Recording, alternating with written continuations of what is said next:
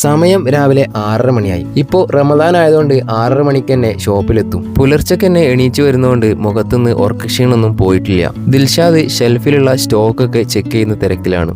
ഞാനിങ്ങനെ കടയുടെ പുറത്തിറങ്ങി. ഈ വണ്ടി 2-3 ദിവസമായി ഇവിടെ കിടക്കുന്നു. ഏതൊരു കസ്റ്റമർ മറന്നു വെച്ച് പോയതാണ്. ചെറിയ യാത്രകൾക്കൊക്കെ ഇവിടെ ഇങ്ങനത്തെ വണ്ടികളാണ് ഉപയോഗിക്കുന്നത്. പക്ഷേ ഇത് ഇലക്ട്രിക് അല്ല, ഇത് മാനുവലായിട്ട് നമ്മൾ കാലുകൊണ്ട് തുഴഞ്ഞു കൊടുത്താലേ മുന്നോട്ട് പോവുള്ളൂ. കുറച്ച് സമയം ഞാനൊന്ന് ട്രൈ ചെയ്ത് നോക്കി. വസീമ് ഡ്യൂട്ടിയൊക്കെ കഴിഞ്ഞ് തിരിച്ച് റൂമിലേക്ക് പോവാണ്. ഷോപ്പിന്റെ പരിസരം ഞാൻ നിങ്ങൾക്കൊന്ന് പരിചയപ്പെടുത്തി തരാം. പുറത്തിറങ്ങിയാൽ ചുറ്റും വലിയ വലിയ അപ്പാർട്ട്മെന്റുകളാണ്.